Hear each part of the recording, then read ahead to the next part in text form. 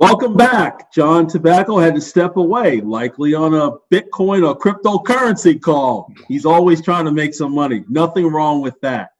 You know, there's a lot of headlines, a lot of chatter talking about, the Trump campaign switching campaign managers. There's a lot of people coming up with their own theories. What do you think, David? Well, it's not unusual. He fired Lewandowski, and then he fired Manafort, and chaos within the Trump campaign didn't matter last time around. It's not going to make a difference this time around. The big thing that's going to make the difference is the virus. What we've seen is as the virus has made a resurgence, Trump's poll numbers have gone down. And if you look not just at the poll numbers, at the real clear average, but the Vegas betting markets show that Biden is going to win this thing. So it's all about the virus. I see you got the talking points, David. You threw in the chaos, you threw in the COVID, you threw it all in there, right?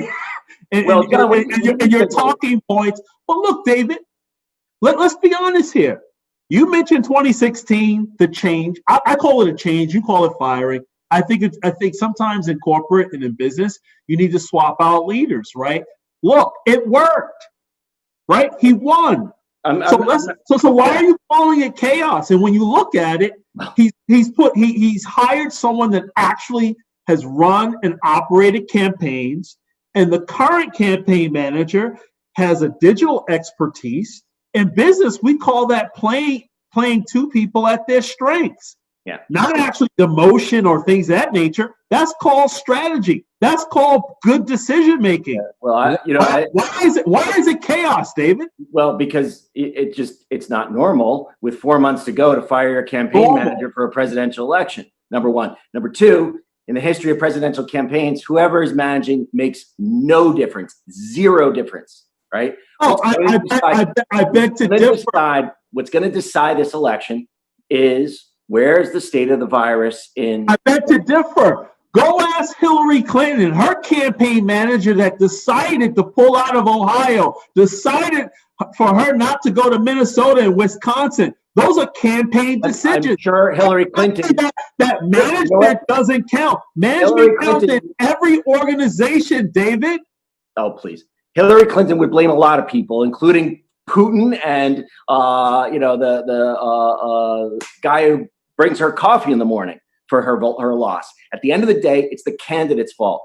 And what's going on right now, what's killing Trump in the polls is not his campaign manager. It's the state of his inability to get a handle on polls. How did I know polls would come up, right? Well, people like you were talking about polls in the summer in 2016. Then they were crying in the fall and winter of 2016, and still Are you confident right now? Because I'm looking at not only the polls, I'm looking at the betting markets. These are people who are about as cynical and as cold as you can assess a situation, and they are giving Biden a sweeping victory right now. And they were with Trump. I mean, this thing switched. The Vegas betting markets had Trump up for months until June when the virus came back. And that's when you had a switch in the polls and a switch in the betting markets. Are you really confident right now that Trump is going to win this thing? I'm very confident right now. Why? Why? Because of people like you, the moderate Democrats that have some common sense and the independents. Those are the individuals that will end up deciding this race, right? Yeah, and we've seen the National Association of Police, right, that backed Obama Biden in 2008 and 2012 race, right? And then didn't back anybody, Trump or Clinton, in 2016. Guess who they're backing now? They're backing Trump. There's going to be a shift. The silent majority. Just like in 2016, there will be a lot of people not wanting to say who they're voting for, but you know what? They're voting for their public safety. They're voting for a leader. They're voting for someone that's going to stand up against socialism, someone that's going to stand up against the mob. Joe Biden is not that individual, David. Well, that does not seem, the polls do not seem to support what you're saying. The polls are indicating that the switch from support from Trump to Biden, which has happened, is a direct result of the virus. That's why Trump is behind in Florida and Arizona. It's to do with the virus. And every minute that Donald Trump spends trying to defend Confederate statues and the Confederate flag, talking about anything but dealing with the problem of the virus, he loses votes. And you know what? And according to the Wall Street Democrats talk about tearing down, I don't give a damn about Confederate statues, right? Of course, you and every normal person in America right now cares about the virus.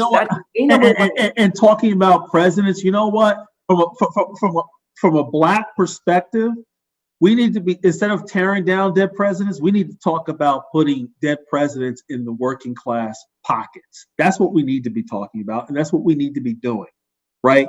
All this other superficial stuff, the arts and crafts in the streets, things of that nature, all of that is optics, all of that is emotional stuff. We need to get down to the nitty-gritty. We need to remove the segregation in public schools. We need to actually put money into people's pockets. We need to actually teach them about capitalism, how to actually grow their income and grow their wealth. That's what we need to be talking about. Exactly. And if Trump were saying that, he might actually win. He is saying that. Yeah. Trump is talking about, the Confederate flag doesn't mean anything about slavery. In this segment, agreed, okay? That's not going to happen. It means something about NASCAR. That's what Trump is saying.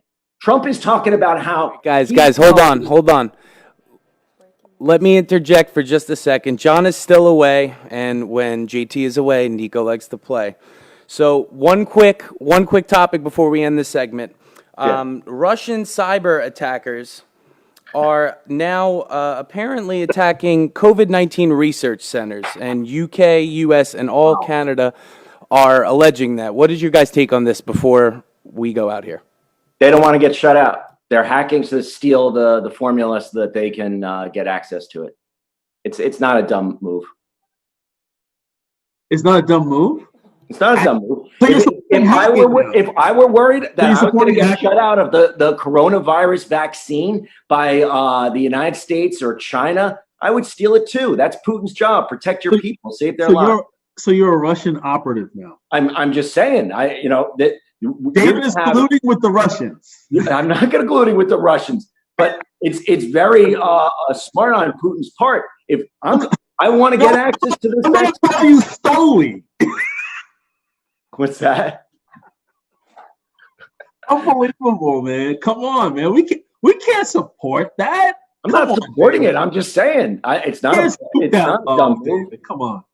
It's what you think that we're going to just give it away to the Russians? You think that whatever corporation finds this formula that they're just going to share it with whomever they with the world? That's delusional.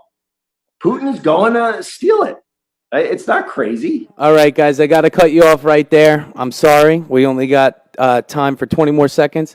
But JT will be right back. That's David Eisenbach and John Burnett. Thanks so much for tuning in, and we'll see you in just a minute.